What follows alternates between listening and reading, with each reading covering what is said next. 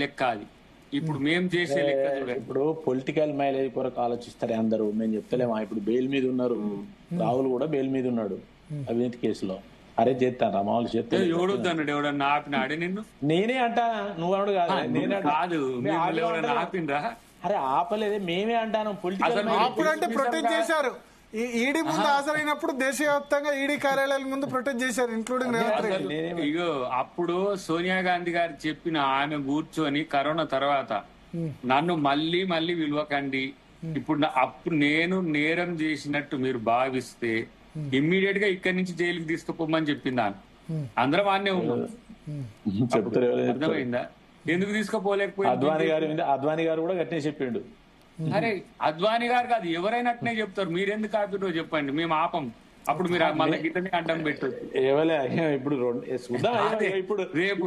ఎవరినైనా అరెస్ట్ చేసేటప్పుడు రికార్డ్ చేసుకో. మీ ఇంకా 3 ఏళ్ళు టర్మ్, 3 ఏళ్ళ కేసీఆర్ మీద చేయి కూడా మీరు. ఇక అది బీజేపీ భరోసానా? బీజేపీ నేను ప్రకాశ్ అన్న దేశం విడిచిపోతాను, నేను దేశం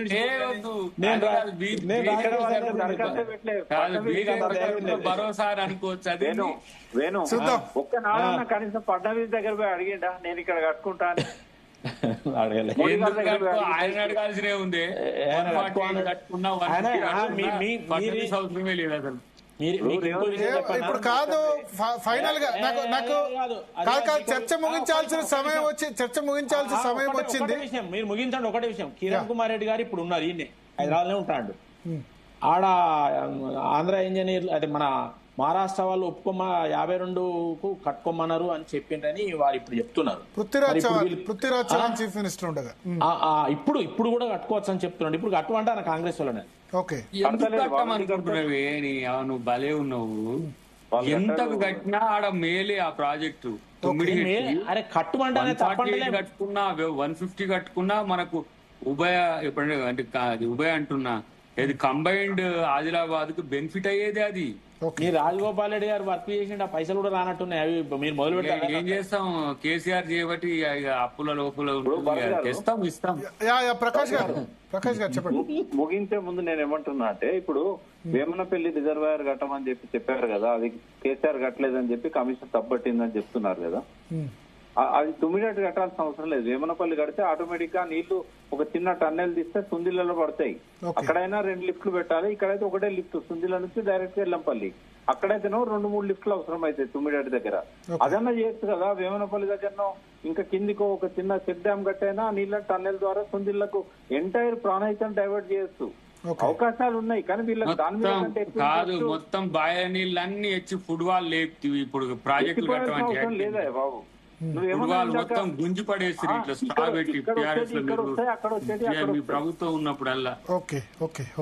బట్ చూద్దాంలే దాని ఏం జరుగుతుందో చూద్దాం. మీరైతే ముందు పెద్ద వ్యక్తుల అరెస్టులు ఉంటాయి అంతేనా దయాకర్ గారు చెప్పేది?